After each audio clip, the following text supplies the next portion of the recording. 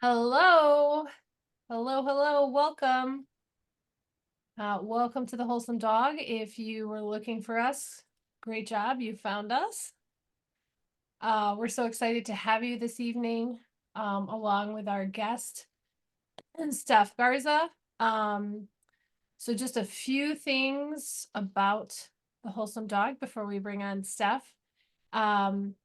The Wholesome Dog is comprised of myself, Julie Lynn, and Wendy, my colleague.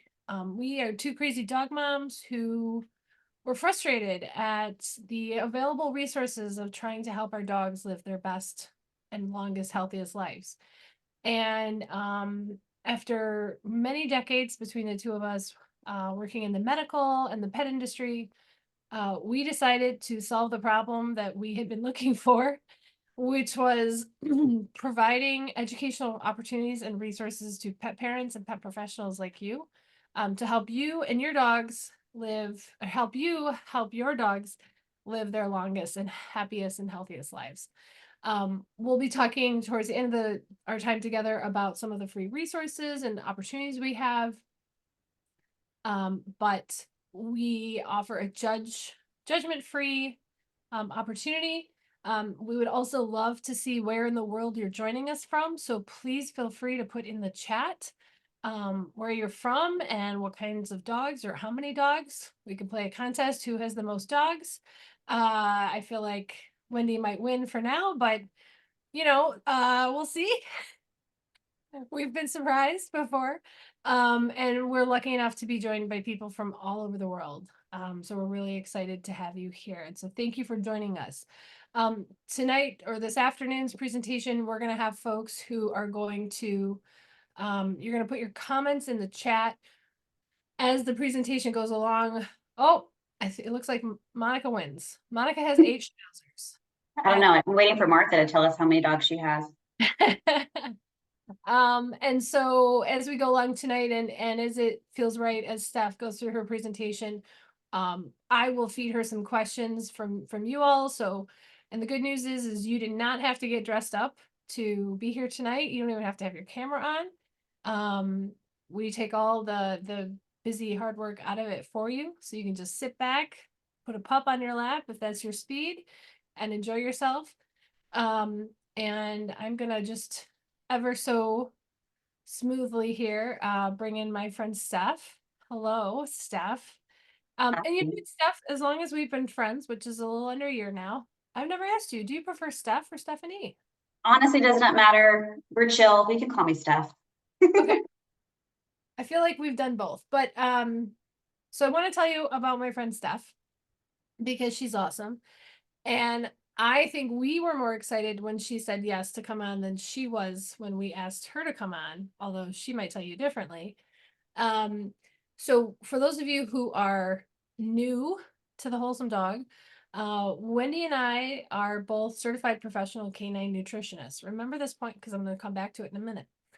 That essentially means is that we have had professional accreditation to help formulate complete and balanced diets for dogs, along with dogs with a number of health considerations.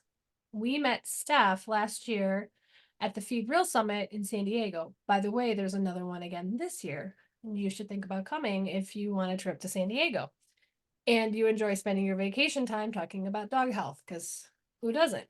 And so we met Steph and we instantly fell in girl love with Steph. I think that's safe to say because we were like, oh yeah, she's one of us, for sure.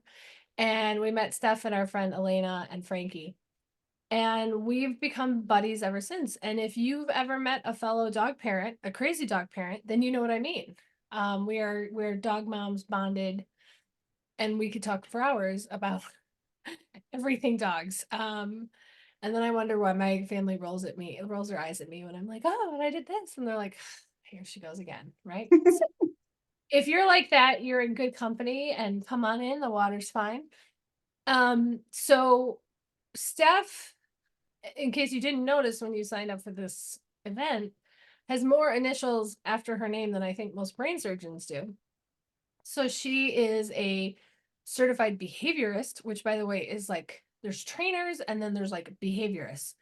And they are not the same. And Steph is a behaviorist, and that's like a seriously awesome and amazing accreditation.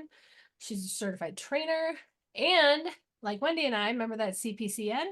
She's also a certified professional canine nutritionist, like us. So all this month we've been talking about the role that nutrition, like why quality dog food matters. There's a lot of dog food that you could feed your dogs. There's a lot of really bad dog food that you could feed your dogs. And just like humans, what we put in our bodies and what we put in our dogs' bodies undoubtedly affects not just their health outcomes, but as Steph's going to teach us tonight, also has a major role in their behavior. So, I love that we have a number of people from Steph's home state of Texas. I see a number of folks from my former home, the East Coast and Northern New England. Shout out to Vermont and New Hampshire folks. And then hopefully we have some folks from my current home state, Michigan, and from Wendy's neck of the woods, which is North Carolina. But regardless of where you're from, we are recording this conversation. It'll be available within 24 hours on our YouTube channel. And if you like what you learned tonight or heard tonight, please sign up and subscribe to our channel and like and share our content. There's a lot of great talks on there. This will be our last conversation in the Quality Dog Food Matters month. Next month, we will be focusing on the microbiome, which is the lining of the gut of our dog's intestinal tracts. We also have a microbiome, but we don't talk about people here as much as we do dogs. So and which you've already signed up for this, so you're on our list, and we will be announcing our classes for April shortly. So we're super excited. But with that, you've heard enough from me, and that's not why you signed up tonight. You signed up to hear from Steph, who's amazing and awesome. And shout out in the comments if Steph has helped you or your pup in previous days, weeks, and months and years. I'm guessing we have a lot of her fan club on. And if you aren't, you should be following her, and we will be sharing how you can follow her on all of the interweb channels shortly. But without further ado, Steph, I'm gonna go ahead and ask you to share your screen, and let's get started. Yes. All right, guys. Hello. Thank you so much, Wendy and Julie Lynn, for having me. I do see a few very familiar faces. Martha Serac, she's like my second mom. Susan Lisk is in here. Love it. Andrea, hello, hello. So let me get this guy up and running for y'all.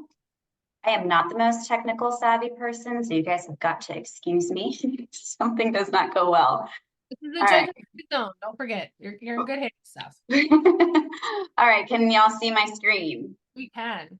Wonderful. All right, so like Julie Lynn said, my name is Stephanie Garza. I am a certified dog trainer, canine behaviorist, and now certified canine nutritionist as well. And I have been in the pet care industry for quite some time, for about 15 years now. And it has just been a whirlwind of information. So I've been working in the pet care industry since about 2007, various niches, vet clinics, training centers, daycares, and boarding centers. I became a certified dog trainer in 2013 and a certified behaviorist just in 2022. Both of those are from the Certification Council of Professional Dog Trainers. I guess it would be helpful if I switched over to this different screen here. I am also dual certified as a canine nutritionist, first through the Companion Animal Science Institute. That one was not cool enough to land their logo on this page though. And like Julie Lynn said, from the Feed Real Institute, which is how I met Wendy and Julie Lynn and the Wholesome Dog. And of course, I am the proud owner of Pup and Away, where we offer, our tagline is pet care with a behavioral edge. Training, boarding, daycare. We offer socialization services for dogs on every level of the socialization spectrum. So we have doggy daycare that always has a bunch of enrichment and training involved throughout the entire day. And then we also have different socialization programs for dogs that maybe don't do well in group play, whether it's a heart condition, they are reactive, they get overstimulated in big groups. So we try to find some sort of socialization for every dog, because daycare is just not the best thing for every dog, right?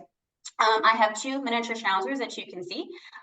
Sully is my 14 not so old man who's down there at the bottom. I'm checking up on him every so often because he just had surgery on his knee and he is not supposed to be licking his incision. I thought I could give him a break from his cone, but he says no. And then Rishi is my 6-year-old. She's up on my back right there. She's named after a mushroom, which we'll talk about in just a little bit. Whoops. Too many. All right, so we're here to talk about how nutrition affects behavior. I want you guys to think about a time that you were stressed. Did you also experience some sort of GI upset, right? I remember when I was in high school, I was on dance team. It was competition season. We were lined up in that tunnel, full hair, full makeup. We're waiting for them to call out our name. And I always had to fart so bad. And that's because I was so nervous. I was anxious. I'm ready to go. I'm fired up, and all sorts of GI upset, right? I would always get nervous on first dates.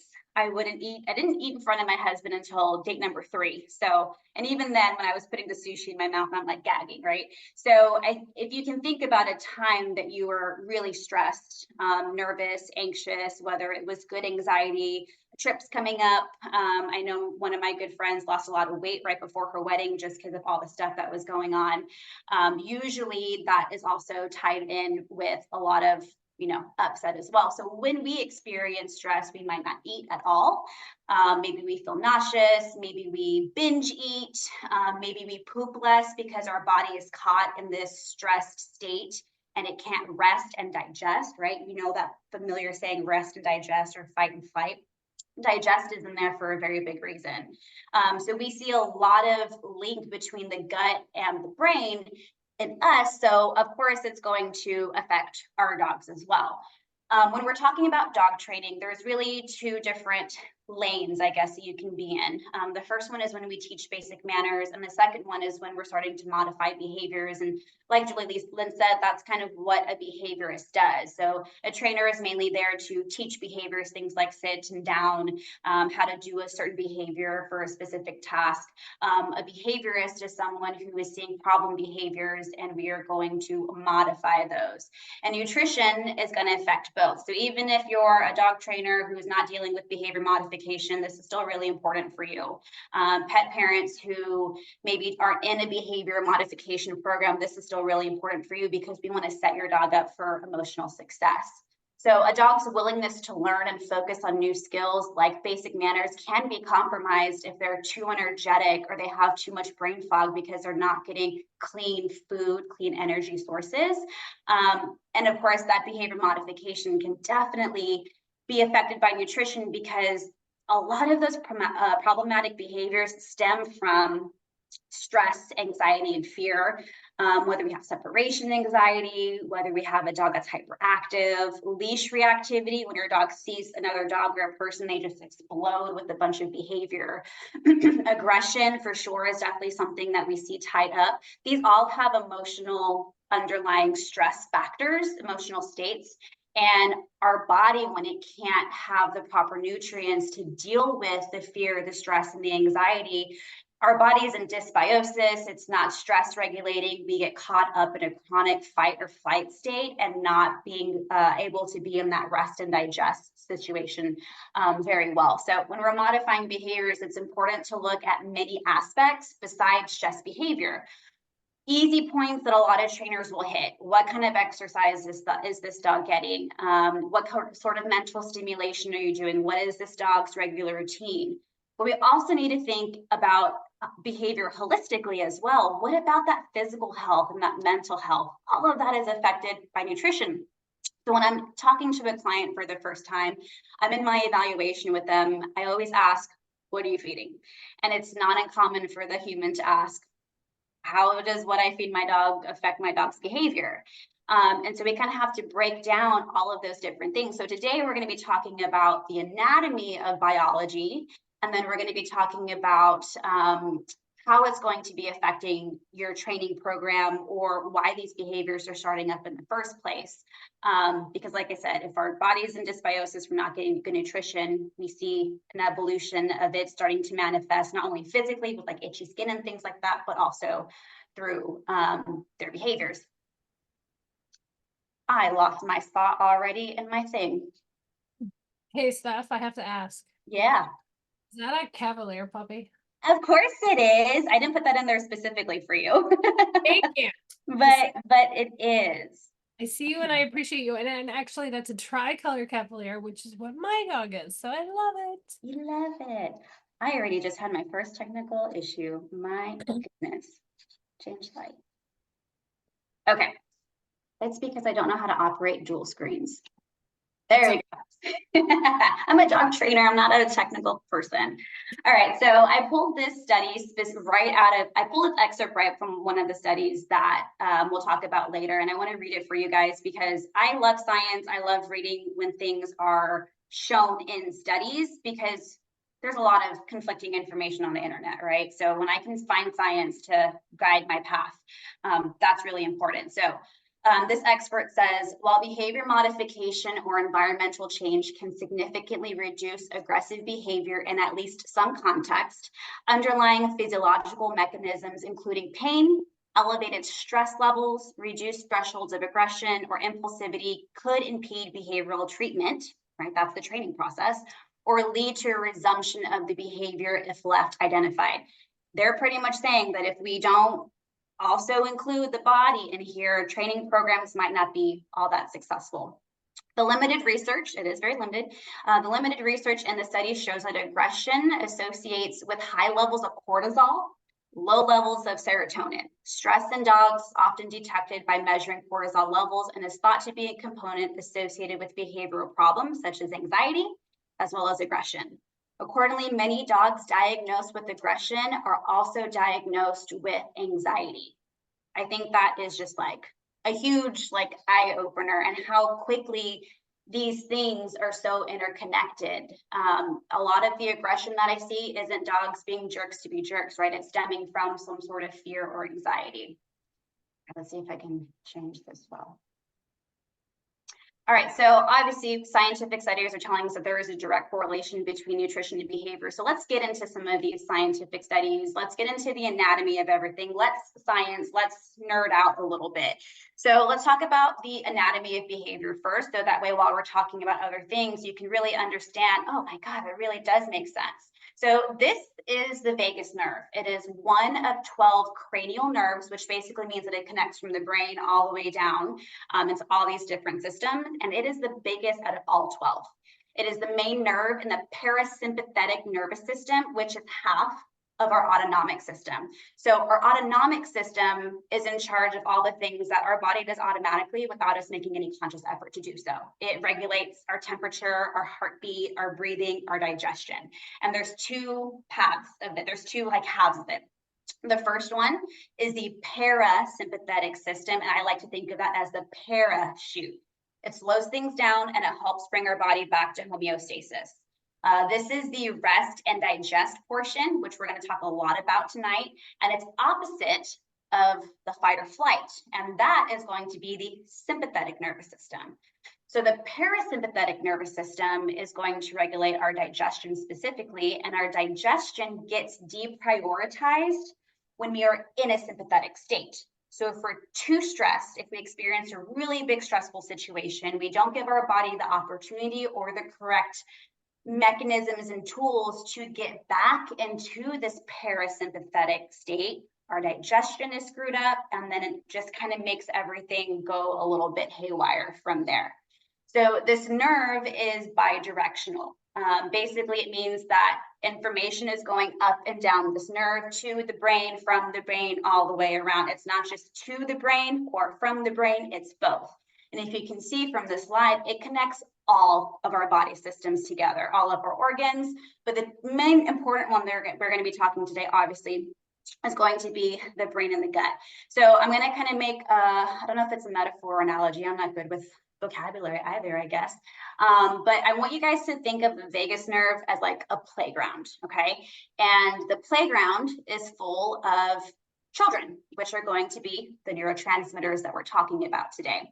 So the function of a neurotransmitter is to send this message back and forth to the body. It's not the message itself, it's just sending the messages back and forth through this vagus nerve. And that's going to initiate body functions to regulate the body. So let's talk about a couple of these children on the playground. The first is serotonin. That might sound familiar to you because it's also known as a happy chemical. Serotonin helps achieve feelings of relaxation, happiness, optimism, and it reduces depression. You may not have known, though, that 80% of serotonin is made in the gut, about 80%. Some studies say 80, some say 90. Either way, the majority of serotonin that is in our body is made in the gut. And we'll talk a lot about that, the clear relation between gut and certain emotional and mood disorders in just a little bit. But basically what happens is when we have food that comes in and gets broken down, it gets broken down into short chain fatty acids. And that then activates serotonin production in the gut. Excess serotonin that is not used first for the lining of the gut barrier is then transported through the vagus nerve, and now it's being taken into the bloodstream to have other effects on, you know, the chemicals, the happy feelings, and all that sort of stuff. So first it gets used for the gut, and then it gets sent up. Anything left over gets sent up. So when we're training, we want more serotonin, not only to keep the gut in balance, because when we're stressed, and even fun training, like trick training, agility, is still stress on the body, right? So no matter what, we're putting some level of stress emotionally, physically, behaviorally. So we want to keep that gut in balance with that serotonin, but then we also want to make sure that we have enough left over to continue normal regulation, because it helps the learner feel better in that moment, and it keeps training even more fun for both you and the dog. So it's when I have a dog that likes to be training, that likes to train, it's a lot easier for us to do that. The next one that we're going to talk about is cortisol, another one that you're probably really familiar with because it's the stress hormone. Cortisol touches every single organ in our body, but we're going to be most talking about how it spikes during times of stress and how quickly the body can bring those cortisol levels down, how it regulates inflammation, and it also regulates sleep. So when I have too much cortisol, I'm also going to be inflamed, but I'm also not going to get a lot of sleep, and sleep's obviously really important. So this is a very important chemical to think about when we're modifying behaviors that are rooted in stress. Let's take a reactive dog, for example. So for those of you guys who don't know what like reactivity is, because you might be lucky enough not to experience this. Basically, you have a dog, usually on leash, and when he sees another dog or another person, he barks, he lunges, maybe he goes crazy, does circles. I mean, I've seen a fish out of water behavior. This dog's like going nuts. So let's say this dog became reactive because one day he was charged by another dog on the corner, like some random corner on the street. So now when that dog enters that corner just on a regular walk, he's more alert. His eyes are darting back and forth looking for that dog that charged at him. Even though that dog is nowhere to be found, the context of being on leash in this area, the dog doesn't have, you know, they have certain memories that get triggered by certain contexts. Dogs are very, very good at looking at all of our contexts. So because this dog remembered what happened last time, he's on alert, he's in a sympathetic state, right? He is ready to fight or flight.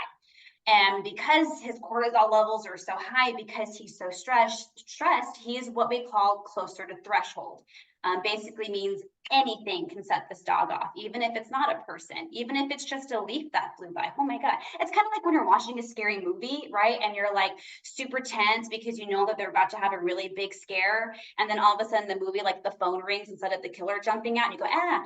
Even though that wasn't a scary thing, your cortisol levels were rising, and that made you closer to threshold. So if I have a dog that can't calm down, that we can't bring down that cortisol level, they're closer to reactivity, they're closer to that that big burst. So in a training scenario, we have to have our dog, present the dog with the trigger, identify for that dog specifically what their trigger is, but have them experience that trigger with a lot of distance. So that's what we call watering down this trigger. So even when we're careful to water down reactive opportunities by creating more space or having visual aids, because this dog is still experiencing the trigger even from far away, we're still risking him having a lot of cortisol. So even though it's not a reactive moment and you're doing smart training to keep that dog from bursting, you're still raising cortisol. And that's what's hard for a lot of clients, I think, to understand is you and I can only be looking at the manifestation of the body. We have no idea what's going on internally. I can't measure cortisol levels while I'm out on a walk. So it's really important for us to kind of be understanding all of this stuff and what we can be doing outside of the training itself to also help out with that. So helping the dog's body decrease that cortisol, getting them back into a parasympathetic state, that rest or digest, both on the walk and also returning after we've returned from home is super important. Okay, let's move on to the third one. The next one up is GABA. This is an inhibitory neurotransmitter, which pretty much means that it's going to dampen the nervous system. It's going to slow things down. So that way the kids aren't running around like crazy on this playground. You may be familiar with gabapentin, which mimics GABA. It's often used for seizure disorders because we don't want the nervous system firing off, and that's what creates things sometimes in seizures, depending on the seizure disorder. It's used for pain management because it turns off certain pain receptors, and sometimes it's prescribed for anxiety. So funny enough, there are a ton of GABA receptors, guess where? In the gut. Specifically, GABA B regulates things like gut motility, so how fast your food is moving through the GI tract, gastric emptying, how quickly you're pooping, acid secretion, the acids that are going to be breaking down the food that you're eating, all of which cannot be working properly if we have an inflamed and leaky gut. So again, when I have a body that's in dysbiosis, things are already getting all haywire. The last neurotransmitter that we're talking about is dopamine, and this is the motivation chemical, which helps us feel motivated. It helps us get focused. It helps us, receive pleasure. This is why, like scrolling through social media, you get such high dopamine hits, and that's why we're seeing a lot of people be addicted to their phones because they're having that dopamine. So if we can make training fun and we fire off more dopamine production, the dog has fun training and they want to participate, which is really, really hard for some dogs to do sometimes. Okay, so now let's get to a more specific part of the playground. Today, we're going to be talking about the gut and the gut microbiome. Many of our body areas have their own gut microbiome. Your skin, your mouth have their own. Today, we're going to be talking about the gut microbiome. A microbiome is a collection of bacteria, fungi, microbes, all the things that reside in the gut. And there are very different species. Some are beneficial, and we want more of those. Some are pathogenic. So let's say that the gut is like the jungle gym on this very specific playground. The kids on the slide are one bacteria, the kids on the monkey bars are another, the kids playing that card game under the bridge are another. And then we have the pathogenic bullies. It's okay to have a couple of bullies, but when there's a whole gang of bullies, none of these kids on the playground are having fun anymore. So we want a wide variety of them. We also don't just want to see one specific kind of good bacteria. If I have too many kids on the playground that are waiting for the slide, the kids start to get angry and then we get dysbiosis all over again. So we want to see a variety, but have more beneficial than the pathogenic. We all probably have heard of probiotics before. That's, a really big buzzword, especially in the nutrition space. But we're going to talk a ton about them in just a little bit. So I kind of want to cover and make sure that everyone fully understands what pre, pro, and postbiotics are and their role in the gut.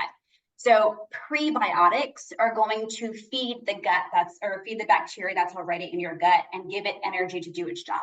It's pretty much the peanut butter sandwiches and the orange slices of the playground. It's going to be giving these kids energy to do what they want to do. Probiotics are going to add numbers to the gut and build up more numbers. So they're pretty much like the transfer students that just arrived and now they're making friends with all the other kids on the playground. And then your postbiotics are going to be the waste from the gut and the bacteria. It's the toys and the candy wrappers and all the mess that gets left after recess is over. So We know all the different neurotransmitters, the gut microbiome, we have all the key players. So now we really need to talk about real life scientific studies and how they play a role in everything, so that way you can actually buy into the actionable items that I tell you a little bit later. Because like I said, there's a bunch of people on the internet who just like to talk, and I like science. So we have a few very fun studies. So this first one, I included this study because it proves a direct connection between serotonin, which is one of the neurotransmitters that we talked about. Remember, 80% to 90% of the body is made in the gut, and our mood.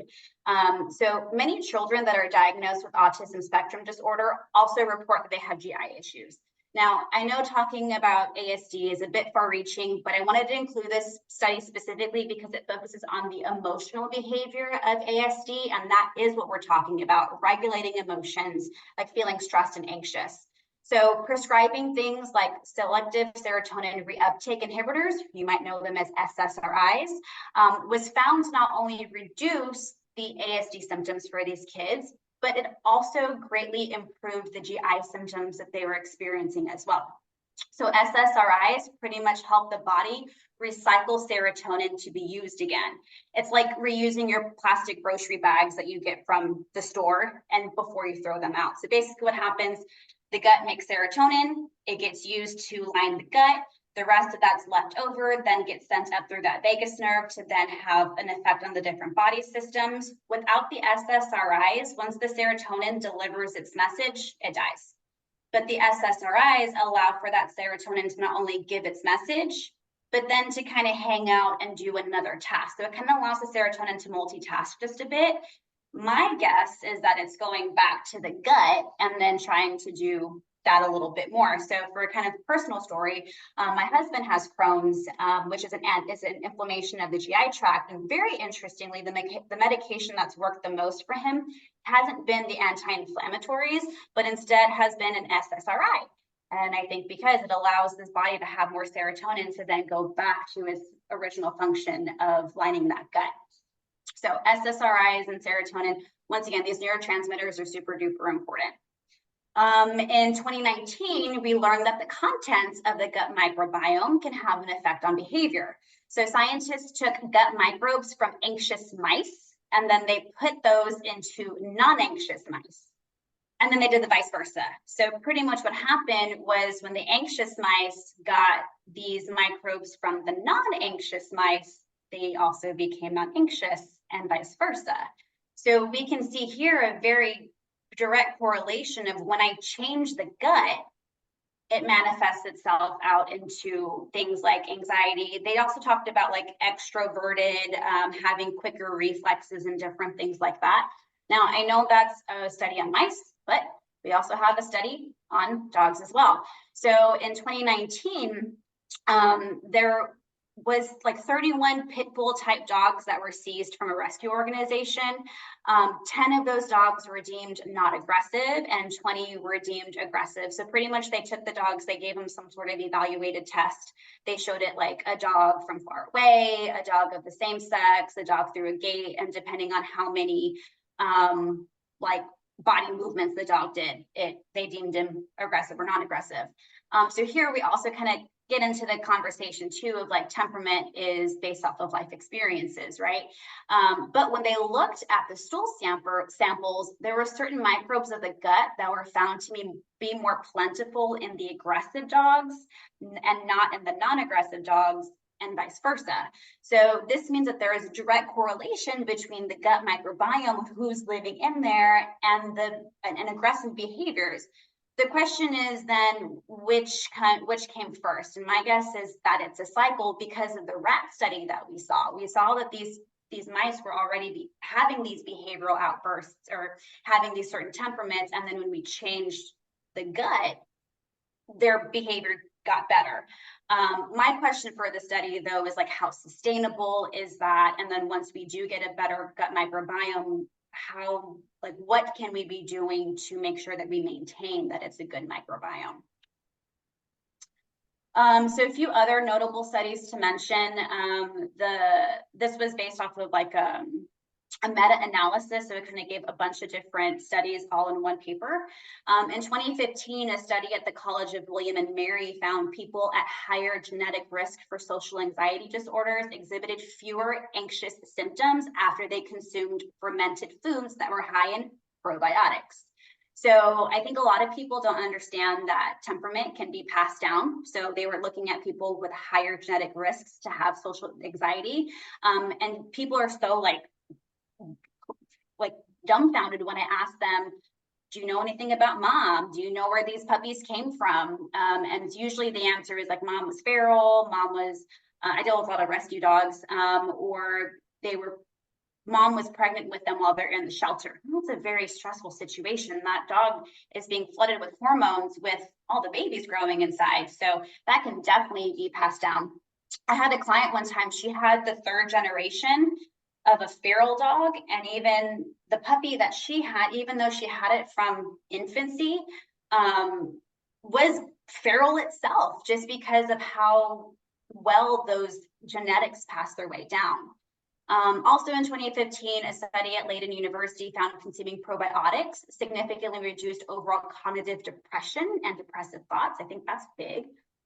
In 2016, a randomized, double-blind, placebo-controlled clinical trial at Cashin University showed administering very specific probiotics for 8 weeks significantly improved depressive symptoms. And we're going to talk a lot more about those very specific strains in just a little bit. Nutrition can also have indirect effects on behavior. Poor nutrition can lead to your dog feeling hangry, feeling sick, feeling pain, all from lack of nutrients. I know when I'm not feeling well, I'm not the nicest person. So if we're feeding low quality food, we're creating a physical gunk that's also manifesting in just like grumpy dog, right? Brain fog, which is a lack of motivation and focus, which impairs learning, can be brought on by poor nutrition. I think a lot of us really understand the physical manifestations of feeding a poor diet. One of the most common ailments that we see is skin issues, right? Dogs are itchy for many reasons. Inflammation of the gut leads to inflammation of the skin. Kibble is overrun with omega-6s, and they're too high for the amount of the omega-3s that we have in kibbles. So omega-6s, while they are necessary, they are inflammatory. That's how our immune system operates and regulates. So they're necessary, but when we have too many of them and not enough of the anti-inflammatory omega-3s, the skin really suffers. So we take our dogs to the vet. The vet looks at our dogs. They realize you have an itchy dog. What do you think they do? Well, they don't get to the root of, most pets don't get to the root of the cause and figure out why the pet is itchy. Instead, they prescribe things like Apoquel. Did you know that aggression is a side effect of Apoquel? Yeah, it states that right there on the handout that comes with the medication that nobody reads. So that little blurb down at the bottom is a screenshot directly from the digital version of the handout. So if you don't believe me, you can go Google it. And it states all the side effects that are experienced by dogs. So out of 283 dogs, 1.1 experienced an increase in aggression. Now, Zoetis, who is the maker of Apoquel, that's an insignificant number. It's only 1.1%. But that means that 3 dogs in this statistic saw an increase in aggression. And also, according to Zoetis, Apoquel has been prescribed to more than 13 million dogs. If 3 dogs out of 283 experience an increase in aggressive tendencies, we can extrapolate that to mean 137,809 dogs have experienced an increase in aggression. That is not a small number. And even if it was, we took an issue that's not going to kill your dog and turned it into aggression, which is a really common reason why dogs get euthanized. I have a client who has a Doberman who has some separation anxiety. And of course, we talked about nutrition. She can't leave the house without him. She can't put him into a crate. Like it's very severe. He sees a doggy dermatologist. The doctor put him on Apoquel, the chewable tablet, and she was supposed to give it to her dog every 24 hours. When she did that, she saw an increase in aggression. She's like, I don't want that. So she stopped giving the Apoquel and the aggression quickly stopped. Now, mind you, the dog is itchy both times. It's just a little bit more manageable when it is on the Apoquel. So my client started it back up again to see like, okay, maybe I can get him back on. So she started him back up on the Apoquel every 24 hours. Aggressive tendencies started up all over again. So now what she does is she gives it every 72 hours, and that seems to be a nice fine medium to kind of give him the itch relief that he needs, because we haven't been able to change food, but also to maintain and make sure that we don't get those aggressive tendencies. Okay, so we know that there's a ton of evidence that links the gut behavior and emotional state. So what are we supposed to do with that? What choices can we make around that? What can you be doing as the pet parent or the trainer that's helping pet parents do a training modification plan, or even just setting dogs up for emotional success? We know that the more minimally processed foods that we can add to our dog's diet, the better. And I mean more in two different ways. More as in more in volume that we can feed, but more as in the less processed. So I guess the least processed that we can do. Because there are many different types of dog foods out there, right? On one end of the spectrum, we have kibble, which is cooked. We've cooked the ever living heck out of that. In the middle, we have foods that are somewhat processed, not as heavily processed. We have things like air dried, freeze dried, baked diets. So some processing, but these methods tend to hold more nutrients than the kibble does. And then on the other side of that spectrum, we go full raw. And I know that a lot of people might not be comfortable with that. So we know that less processed foods, when we're closer to the less processed on that spectrum, we have more complete nutrients, and those nutrients are going to be more bioavailable. When we have whole food sources of vitamins and minerals, that's also going to contain cofactors and digestive enzymes that help the body metabolize, absorb, and utilize that specific nutrients.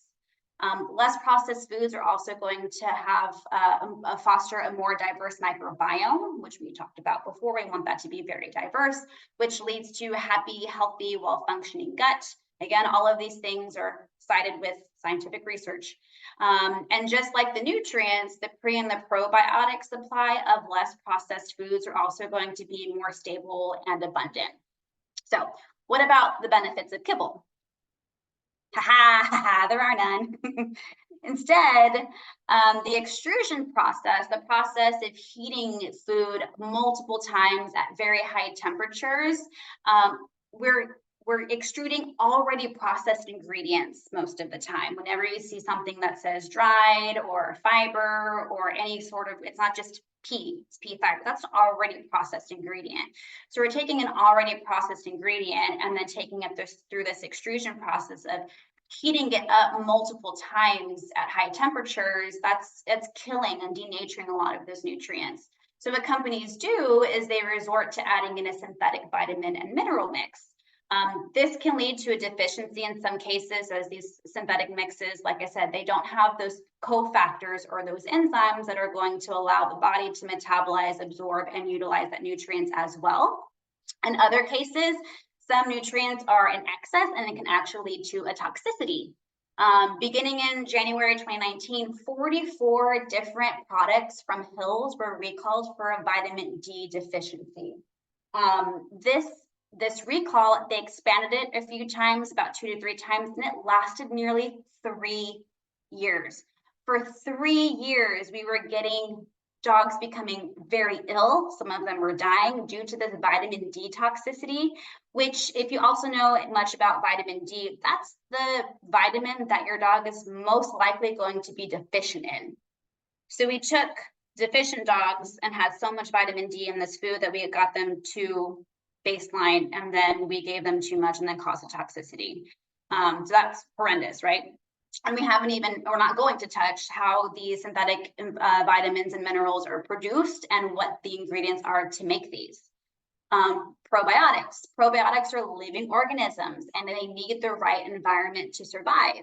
because kibble is produced to have a long shelf life, because it's been heated multiple times at high temperatures, and because it has a prolonged exposure to oxygen, it's killing these organisms. So what do I mean by prolonged exposure to oxygen? If I can't change a client's idea about changing, not feeding kibble, the one thing I say is please just store that kibble the right way. Keep it in the bag, suck out the air, roll that thing down, and then put the bag in another container. Because the more that your kibble is touching oxygen, the more that we're increasing pathogenic bacteria, first of all, but also further denaturing these probiotics that we have in there.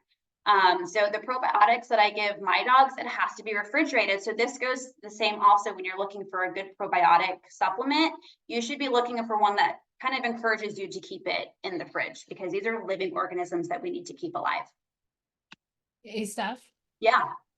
I have two quick questions from the audience, if this is a good time. So the first one is that Andrea asks, for those of us with multiple dogs and a limited income, raw coated kibble and probiotics and multivitamins is the best that we can do. What do you recommend as an alternative that does not include cooking our own food? And then I'm just going to add to this. Can we both answer this question? Yeah. Well, you're a host. Okay, well, you go first because you're the star. So answer, yeah, what do you recommend as an alternative to raw coated kibble, probiotics, and multivitamins for those who are on a limited budget? Which is like, let's be real, most people. Yeah, I mean, who's not, right? The answer comes a little bit later when we get to our actionable items, because my goal isn't to have everyone feed raw. I mean, my goal is to help you find what's going to be doable for you right now, and then start that journey for you. And if we hit a roadblock and, the dead end of that journey without going full raw, that's okay. So in just a little bit, we'll talk about very specific ingredients to feed to make sure that we're nourishing the body with some of these neurotransmitters and things like that. And then also some specific probiotics to be looking at for the multitasking of gut health and emotional health as well. Love that. Should I hold the other question till then as well? I don't know. How about you just ask me and I'll tell you if the glory comes at the end. Deal. Okay, so Darcy asks, is there a significant difference between the nutritional value of raw as compared to freeze-dried raw? I don't know the full answer of like percentage wise. When we do freeze dry, we are losing some of that nutrients. I think it depends on the freeze drying technique and how freeze dried it is to determine what of the percentage of nutrients is being lost. But I think that's a better alternative than full or only just kibble. Yep. So do you guys have an idea of the actual percentage that's nutrients that's lost when we go through? I don't know the actual percentage, but I will say that you lose anytime a food is processed. So whether it's freeze-dried or dehydrated or lightly cooked, you lose a certain amount, again, don't know what it is, of amino acids and enzymes that are all beneficial. And I will just say to Andrea, or sorry, Darcy's question, with my dog who has a sensitive gut, I have to gently cook her food. So I do make her food raw, but she can't have it like truly raw. So I have to gently cook it, and I can talk about that later. But I agree with Steph that, Darcy, there are things, so it's not significant, right? It's so much better than kibble, because kibble is ultra processed. I will say there is, as somebody who is a nutrition advisor for several pet food stores, there is a price difference between freeze-dried and either like commercial frozen or, believe it or not, most people don't know this, but like making your own raw is actually much cheaper than most people think it is. You'd be surprised, especially if you are able to buy in bulk, which I only have one small 15-pound dog and I do buy in bulk. And it is much cheaper, but I digress. So don't beat yourself up if you're doing freeze-dried raw, because that's still better than a highly processed kibble. And I would just say top it. And we'll talk about toppers as Steph alluded to, but but topping that freeze dried raw, the biggest thing you're losing, honestly, is hydration, right? And I'll also say, just for like point of interest slash getting back to my price point difference, the machines that dehydrate or that freeze dry food stuff, I don't even know if you know this. One machine costs like $3 million. I didn't know it was that much.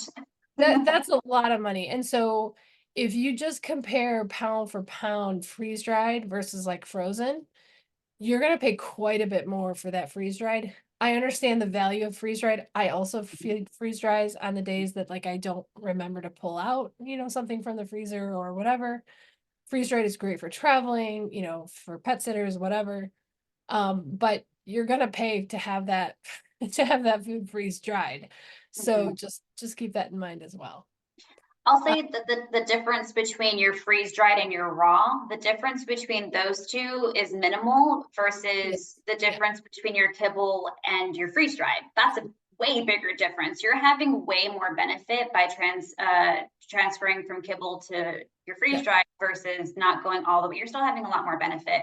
yeah. And then to kind of go off of your price point, I had a client who was feeding Royal Canin. That stuff is so expensive. I Yeah. made a meal plan for her. I priced it out at our local grocery store, pound for pound for her two dogs. And I was like, you'll be paying 5 cents more a day to feed raw than the crap that you have in that bag. Yeah. And I mean, it's tough to go through all those calculations. And I mean, I'm happy to help someone out with that too. Because I know that price is a very, very important factor for a lot of people. Heck yeah. Well, I think it also needs to be said that the amount of kibble that you feed versus the amount of raw that you feed is drastically different. Yes. So you could be feeding 2 cups per meal of a kibble.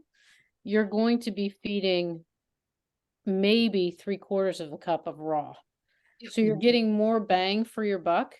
And if you are someone who has to feed kibble, if you don't have time or you don't have the resources, the only thing that I would suggest is that you double check your food labels to make sure that they're not using any synthetics.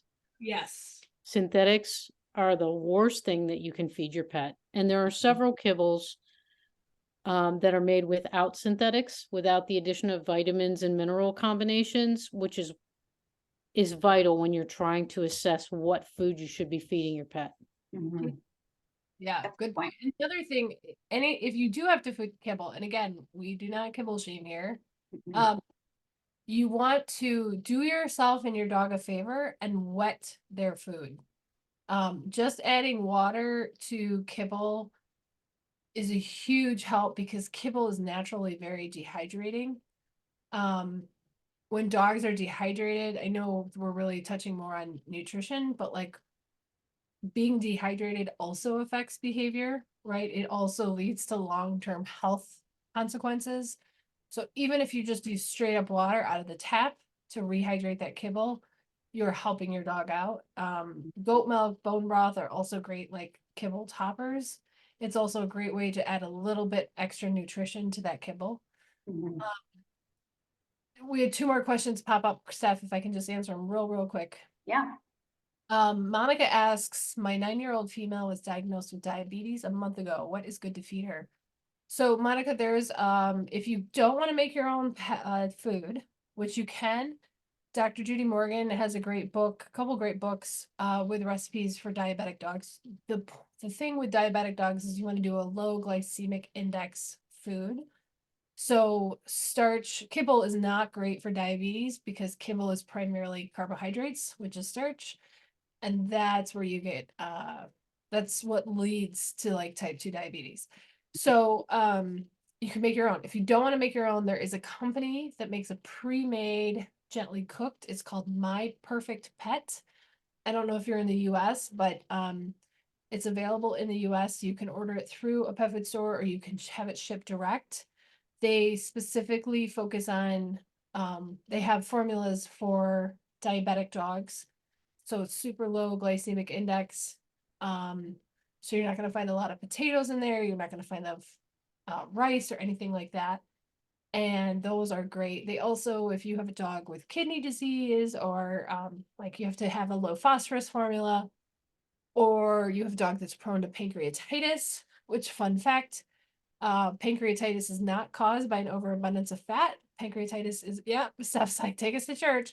Uh, Pancreatitis is actually caused, there's more and more evidence that shows that it's caused by a high starch, high carbohydrate food.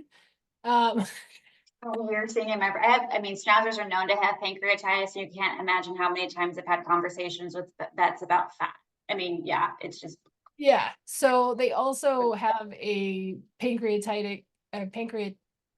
what is the word I'm trying to say? A diet Pancreatic? related for dogs with pancreatitis, that is, again, low glycemic index, low starch. So anyway, My Perfect Pet is a great company to check out, and as a nutritionist, I recommend their food, which is why I'm recommending it to you. Last question, and then we're gonna let Steph get back to her award-winning presentation here. Liz asks, what are synthetics? Great question, Liz. So synthetics in dog food or cat food are essentially non-whole food sources of vitamins, minerals, things like that. Most low bar kibble companies will use tons of synthetics. There's this board, we're not going to talk about it now, it's called AFCO, it's an acronym. Essentially, they have set a standard for what is complete and balanced in a pet food. So a lot of food companies will use synthetic vitamins or synthetic packs to get to that those complete and balanced standards. But what we know, just like with humans, anytime if you're trying to achieve a vitamin or mineral or amino acid enzyme, whole food sources are always better because synthetics are exactly that.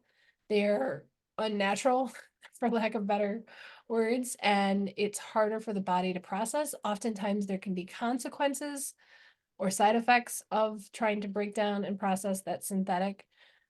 So that's why generally we as nutritionists recommend avoiding food with synthetics.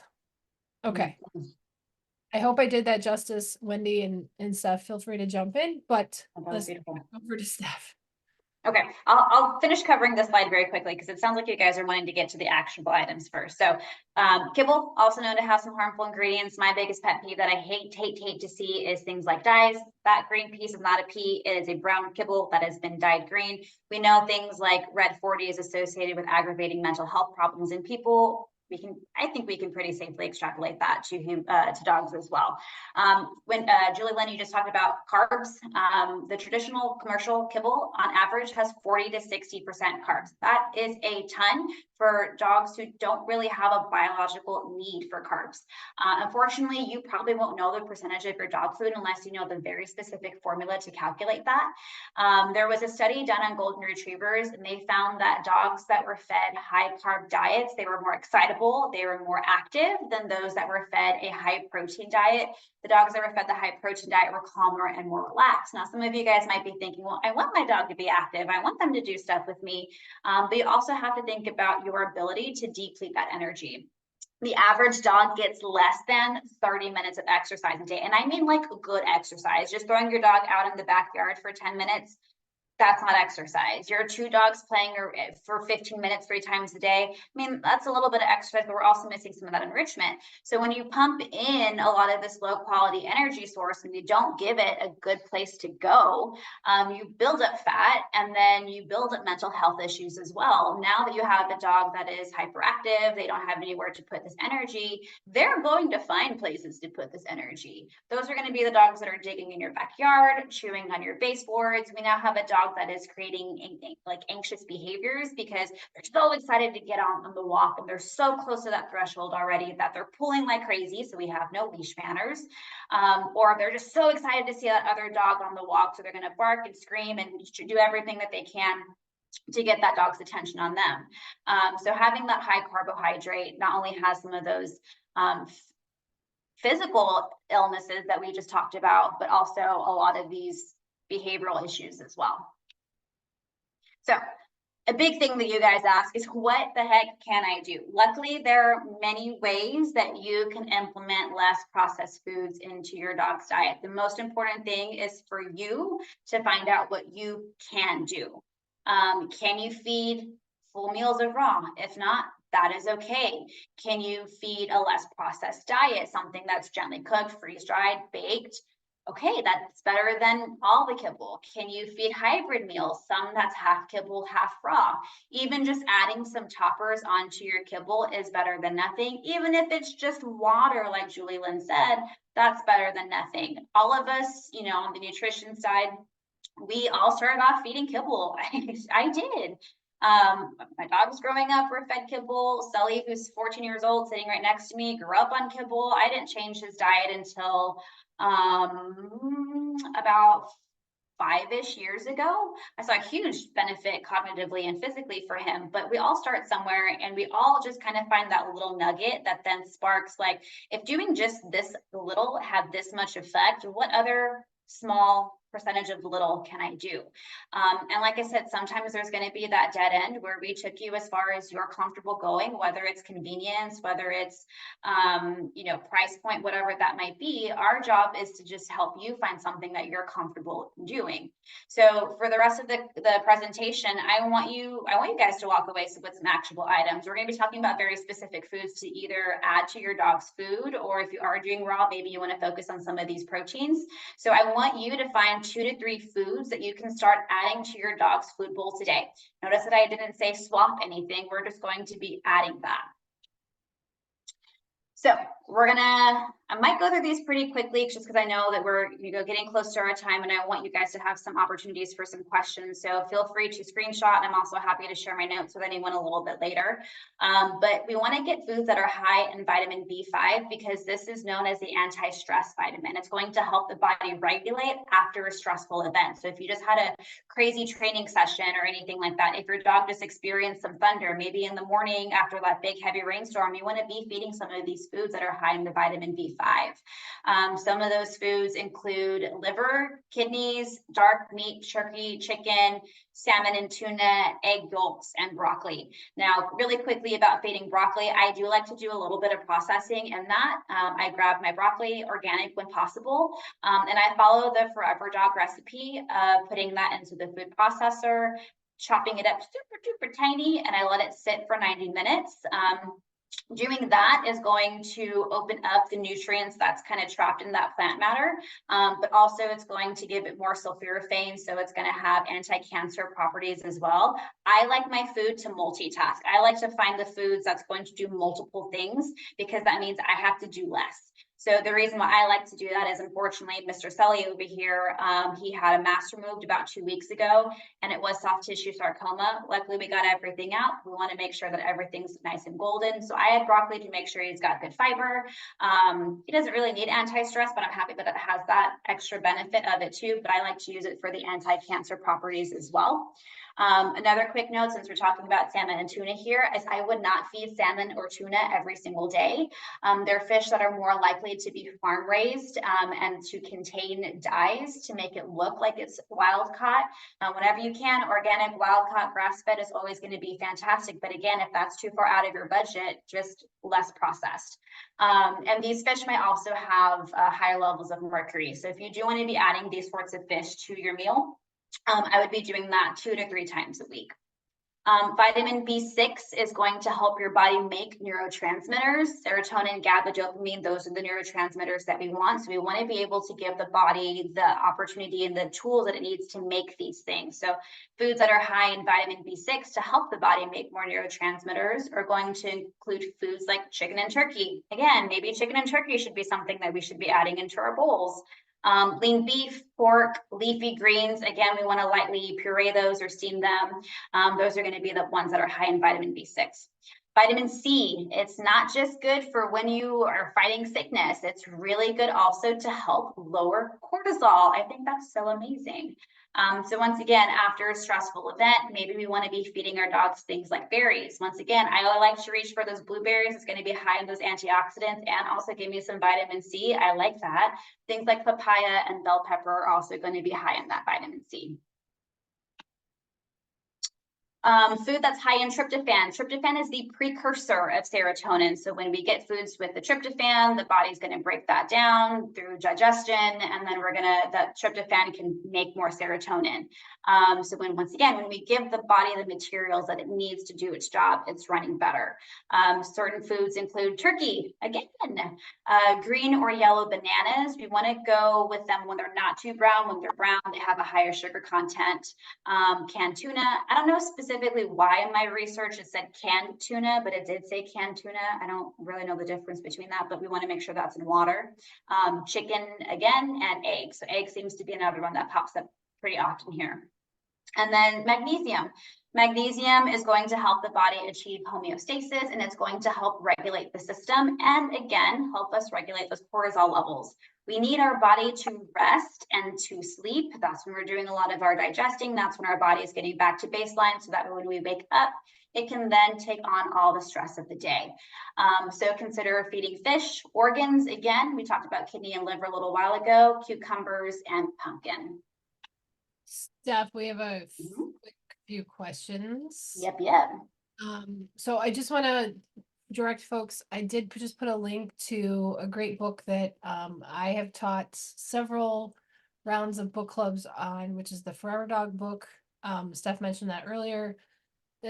Tons of great information in terms of how to add fresh foods to your dog's diet.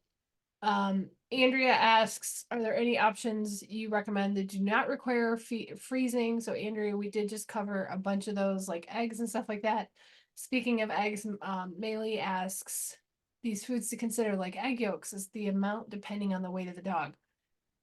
I don't really feed very specifically to that, especially when you're doing things like toppers. Yeah. I'm happy that you're giving it to your dog. So, yeah, and I'll just add, like, depending on the size of your dog. So I have a 15-pound dog. She gets several quail eggs a couple times a week, just because I also do give her a duck egg, which is bigger than a chicken egg. She doesn't do well with chicken, so I avoid chicken meat and chicken eggs.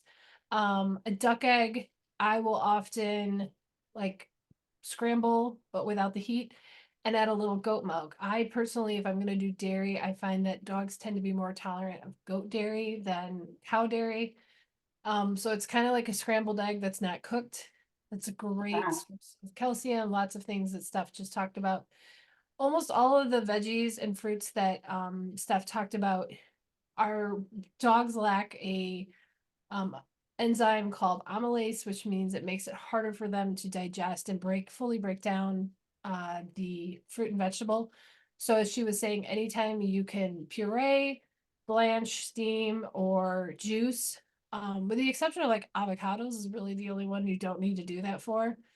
That's going to be best for your dogs. Another great way around this is like getting the organic is always going to be best if you can, the organic frozen veggies, and then just lightly cooking them, and then adding them to your dog's bowl, whether you chop them up or not is up to you. But that way it's already kind of started to be broken down and your dog can fully absorb all of the nutrients in there. So anything else you want to add to that stuff? No, I mean, all that sounds great. Love it. Sorry, I said there was a question and then I just kind of answered it. No, I don't mind.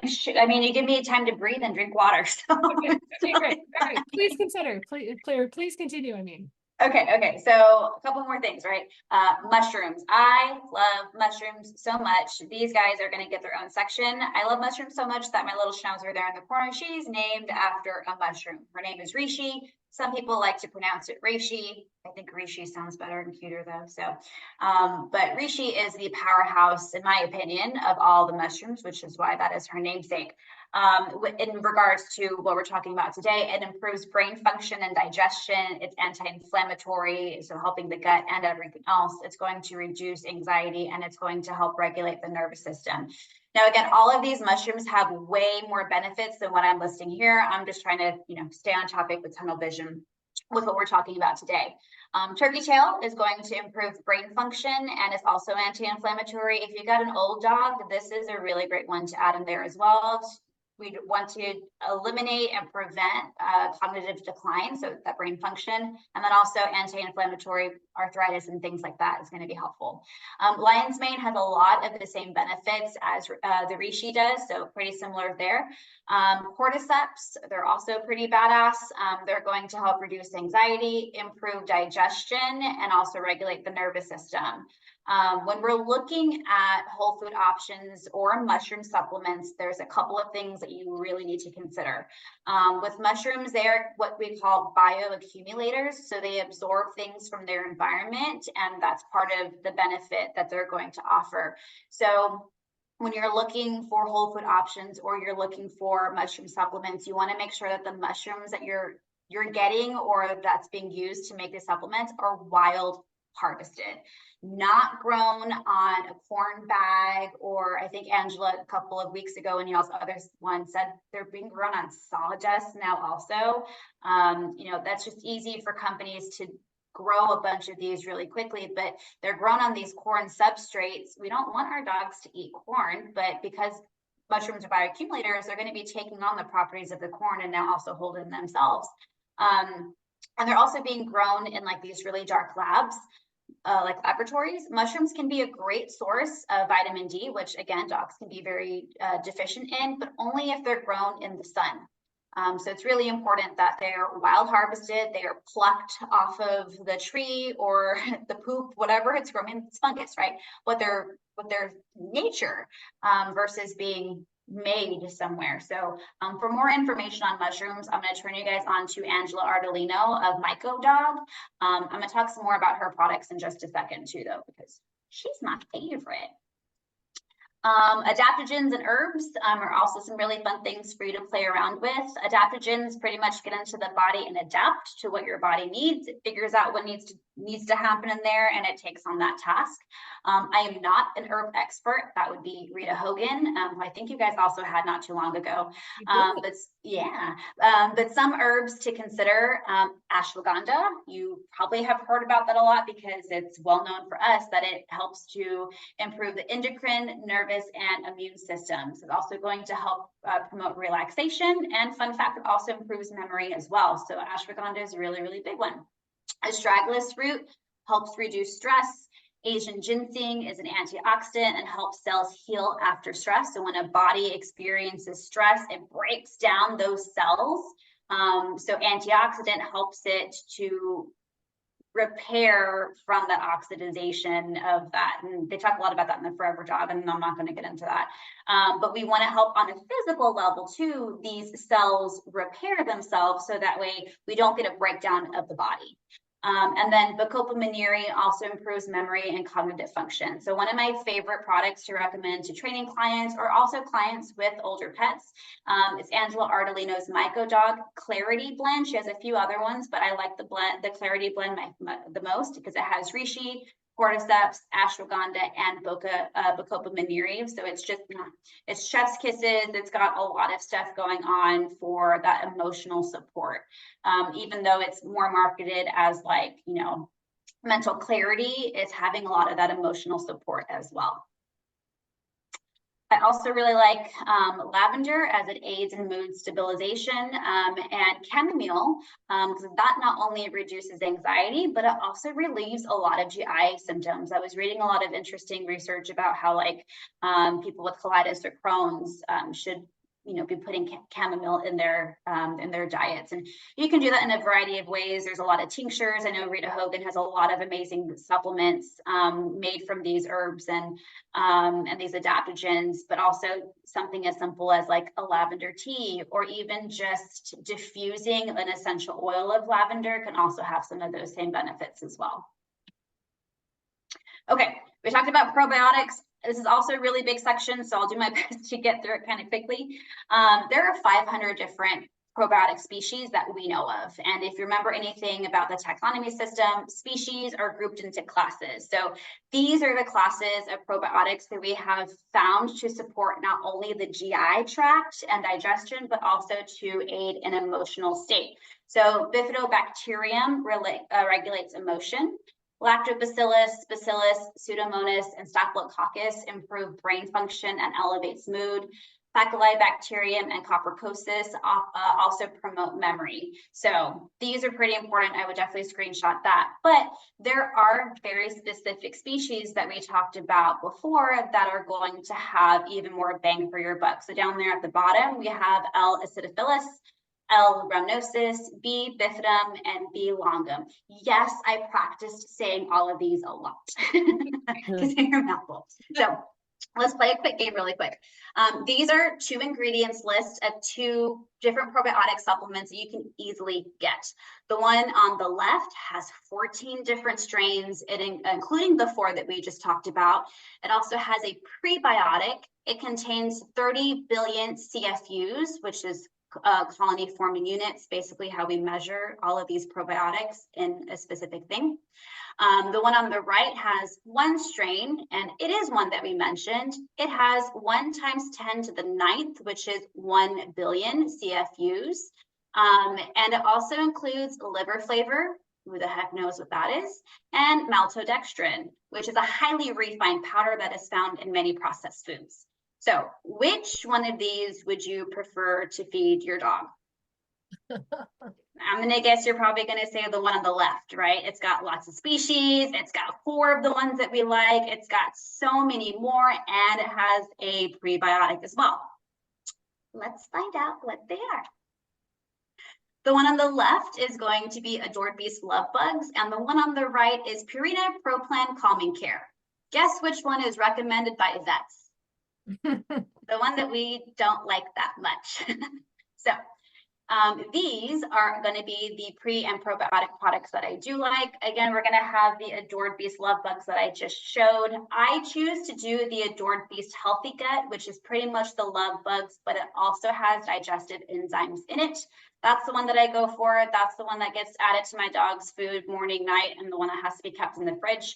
I do also still like the Wildly Blended gut feeling. That's only going to have, I think, 1 of the different probiotics specific that we like, but it also has a lot of those adaptogens that we talked about as well. So remember, we're trying to find things that are going to be multitasking for you so that we're not having to buy a bunch of stuff. We're trying to limit how much we can do that. So probiotics in general are going to be great, but when we can find the ones that are going to have that added benefit of that emotional regulation, that's better. And the very, very last thing, is I love incorporating CBD whenever my client is open-minded to it. My favorite brand, again, is by Angela Ardolino, and it's the CBD Dog Health because it's a full spectrum, and it also has other adaptogens in it. This one I like to recommend because it has the lavender essential oil in there as well. So again, bigger bang for your buck. If you're ever so inclined and you want to go read some of these things that I talked about, this is all of the different very specific studies that I pull. All of them are for free, but you can, you don't have to have any sort of weird membership to read. If you like me and you want to know more about me and follow me, you can find me on Instagram at PupAndAwaySA. That's going to be my company page and my training page. It's hard to have a bunch of information out there, so I also have a separate nutrition page, PupAndAway_nutrition. I'm also on TikTok at sgarza1620. I'm almost at 1,000 followers. I'm 3 away, so if you're on TikTok, go follow me. If you are an SA, San Antonio, and you love what we're doing, you want to talk about, actually I can talk about nutrition to anyone, but if you want to come see our daycare boarding facility, you can find all of our information at pupandawaysa.com. And I have a very inconsistent podcast that can be found on Spotify, Apple Podcast, and Google Podcast as well. So thanks, guys. Amazing. So, I don't know a name other than Add a Pup Training asks if you can go back to the cited sources for the screenshots. I'm going to say subscribe to our YouTube channel because tomorrow we'll have it up and you can just freeze it. You can pause it or you can do that. Thank you, Steph. So, Steph, this has been amazing. Okay. She said she got it. Thank you. Thank you. Yeah. So Steph, if you want to stop sharing, then I can go real quickly before we end.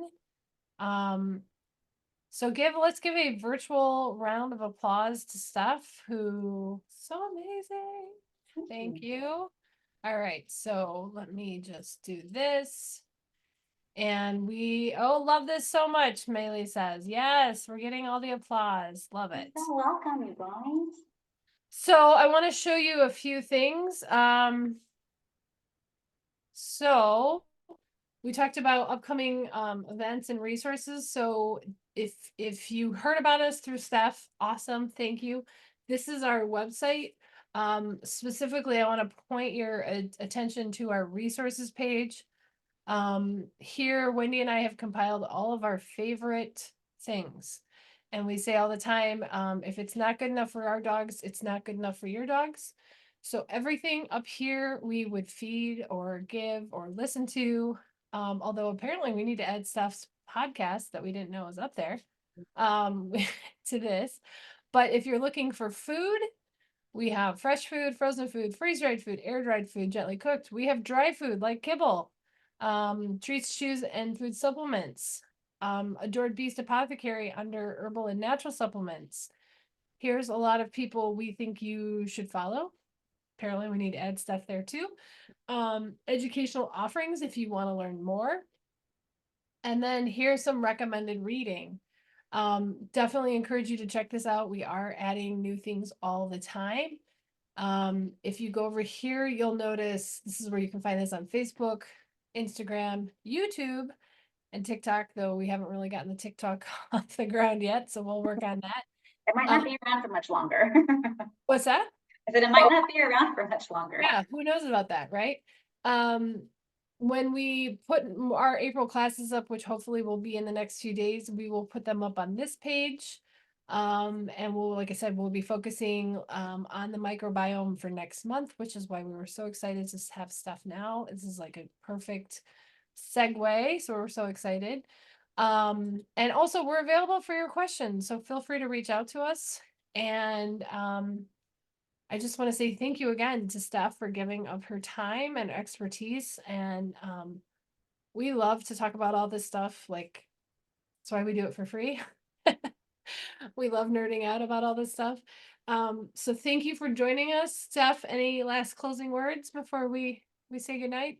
Thank you guys for being here. You being interested in this topic is the first step. So you've already done the hardest part by sitting in an hour and a half long meeting and learning, right? It's hard to learn. It's hard to get uncomfortable. So don't be overwhelmed by the changes because there's a lot of really great people. We got 3 people right here that are very happy to help you on whatever that journey start looks like for you. Doesn't have to be full raw. I mean, it could just be like Julie said, just adding water, right? So I applaud all of you guys for being here. Thank you for spending your Wednesday evening with me. And I would love to connect with you guys. So don't hesitate to reach out through any of those platforms. I'm happy to also share my email, but I would love to hear from you guys. And Lisa, our friend Lisa from Australia, I love that we have people from Oz here, also said, thank you, thank you. Always learning, awesome information. Thank you, Lisa, for tuning in at 11 local time. No, 11 a.m. because she's okay, yeah, well, good thing. just getting started. Yeah. Lisa, you are our hero, so thank you. And we need to find an Australian or 2 to have on here. We'll work on that. Oh, I know we could have what's her name from the Functional Canine, Jacqueline. We should have. You've talked about her before. Yes. Okay. All right. Well, we digress. So thank you so much, everyone. Have an exceptional night or day wherever you are, and we look forward to seeing you back here at the Wholesome Dog again soon. Take care. Bye bye. Bye-bye.